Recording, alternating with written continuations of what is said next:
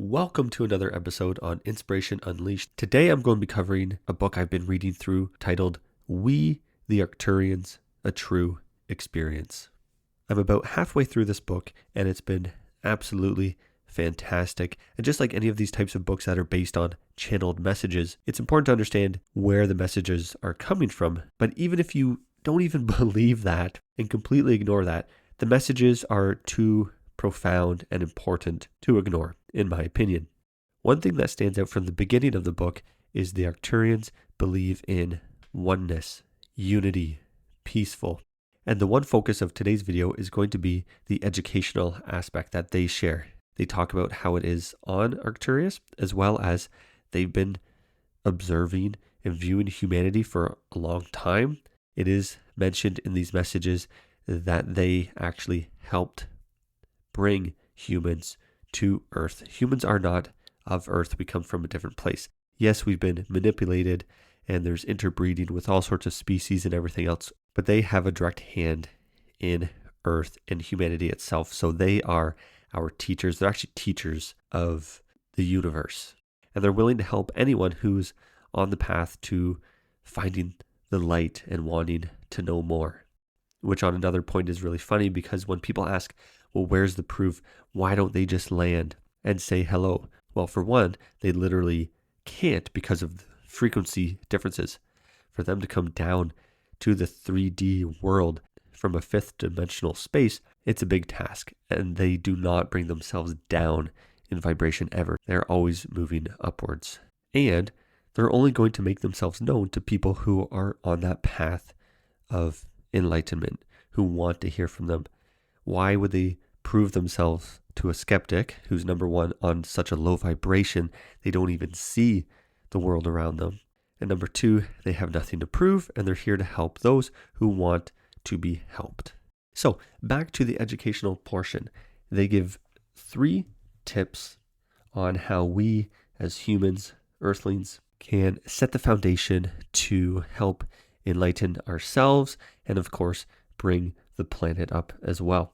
So they have these 3 laws. The first one they speak about is called reversed friction. And what that means is simply removing any blockages that are in the way of our energy flowing. If you've been in the spiritual space for any sort of time, to me, this sounds like we've got to clear the energy centers, the chakras in our body. That way, the energy is able to actually flow through. Because if you're doing all this work and the energy is not flowing, nothing is going to happen. Or at the very least, it'll just take you much longer to get to the point where you want to be. So they say this is the first step that earthlings must learn before they can move to higher levels of consciousness. Okay, great. So how do we do it? And their number 1 tip is to simply be open-minded. Be open-minded. It sounds simple, yet for many of us humans, this is very difficult to do. We have been socially engineered to always think of the negative. It is very strong. It is very deep for generations. And that is what we have to break through. Of course, it's easier said than done. And lucky for us, with this law of reversed friction, they give us a practical how-to guide on how to be more open-minded. So I'll give you the breakdown of my understanding of this process. Start by taking your head, placing it between your hands, and looking straight forward for 1 minute. After that 1 minute, then close your eyes and visualize the vastness of space and the sky running between your hands. And when you're visualizing, if there's any forms of clouds or dark forms, dark energy, that kind of stuff, let the clouds pass from the left hand to the right hand. So this energy is being passed through your head. Essentially, you are clearing your mind. And as you're doing this, breathe deeply throughout the whole thing and envision that you are inhaling a perfect cloudless day and feel that good energy coming through you. And now you take this lightness, this high energy, and you hold it in the center of your forehead, your third eye. Now focus on this for at least 5 minutes and only focus on the feeling of that lightness, this is the key to the whole process, is holding that feeling in your third eye. So after some time, again, a minimum 5 minutes, whenever you feel comfortable, you can open your eyes. Now try to hold this feeling in your consciousness throughout the entire day. This is the first step to be open-minded throughout your day. So that can be done in, maybe 10 minutes or so? Totally up to you. At least 6 minutes based on this guide. So really no time at all. You could do this first thing in the morning and you'll be set for the day. Now they do continue and give a tip on keeping your mind open. It's all about holding on to that lightness, expansion, the vibrational frequencies that are coming through your body. So try and hold this feeling throughout the day through your entire body. And if at any time you start to lose this feeling, pay attention to that. And I would say even keep a journal with you so you can record all of this, so you will be more mindful the next time. So when you feel this energy start to drain, you can think about who you are with at that time or the situation. If you're talking to someone, what are you speaking about? Pay attention to how the body is reacting to that situation. And they mention this is an exercise in duality, and it will give you important data. So that's why I said it's important to keep a journal with you and write it down so you can review it. This is part of learning, of expanding, and keeping an open mind throughout the entire day.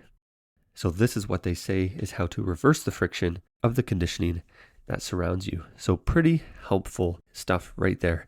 And like I said at the beginning of the video, you can't argue against that. It doesn't matter if it came from the Arcturians or not. It is sound information that every single person can use.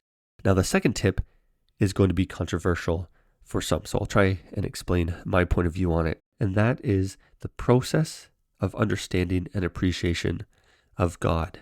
Now in this book, they use God quite a bit. And I'm guessing that's just the term that's easiest for these channelers to understand. So what I like to do is say source creator, infinite creator, something along those lines, because for me personally, the word God has a lot of negative connotations. Maybe the same for you and maybe not, and that's okay. So use whatever is best for you. But just understand, whatever term you use, that there needs to be an understanding that the source creator is the life force for every single thing. And without understanding this, you cannot further in development towards enlightenment. And they also go on to share that when there is denial of this, that everything comes from the source creator, when you deny this in your consciousness, you do not have the opportunity to grow and become one with the force. Now, there's a lot of people out there who don't want to be, and that's fine. That's their journey. There's no judgment.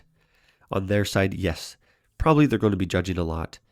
But isn't it interesting how so many people who deny that we share a consciousness, deny that there is a source creator of us and the universe and everything involved, why does it seem that in our eyes, from a human perspective, they typically aren't living one of the best lives from what I've seen?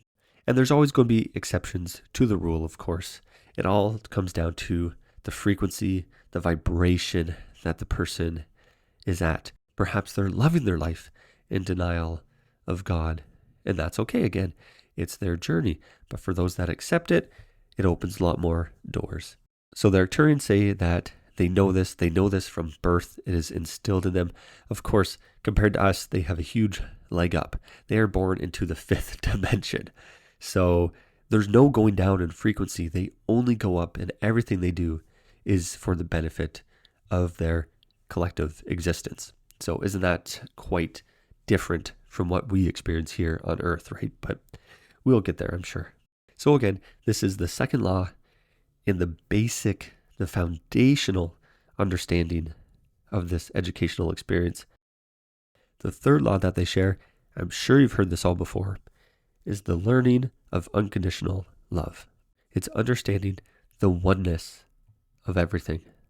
It's important to remember, because everything is one, as more of us raise our vibration, that too affects the people around us, whether they know it or not. And it reminds me of this quote, I've said it in other videos. if you change yourself, the world around you changes. We don't have to change the world. We don't have to help Mother Earth because she's going to be just fine. She'll figure it out. But if we change ourselves, the world around us changes. So it's one thing wanting to help, going out and helping others. It's fantastic. If you're doing it out of fear, then that's still a low vibration. You still want to do it for the right reasons. So it always comes down to starting with yourself. So those are the 3 tips, the 3 laws that they give to us humans as the basic building blocks of finding the light, finding enlightenment. And then they go on to describe their education system in comparison to ours. And it's really quite interesting. I'm only halfway through the book. I really wanted to share this. I'll leave a link in the description below so you can check it out. It is part of Kindle Unlimited. So if you subscribe to that, you can pick it up for free, no problem. But go ahead, check it out on Amazon and start to dive into this. Another point I want to make as well, because everyone's talking about disclosure. As I'm making this video, I saw something about the SALT conference they had, and clips are starting to come through from that, talking about NHI, non-human intelligence. It's really interesting because this book was written in the late 80s, early 90s, I believe, when they finally published it. And there's books dating back to like the 1800s that were channeled messages at the time. I can't remember the name off the top of my head. I've tried to read through it. It's really tough because it's old English. It's really hard to understand. A lot of the words don't make sense. So you sort of have to translate as you're reading it. But essentially, from my understanding, is that came from the Galactic Federation. You've got books coming from the Palladians, from the Arcturians, and they say here they're channeling so many people on Earth. Those that ask for help will be helped, right?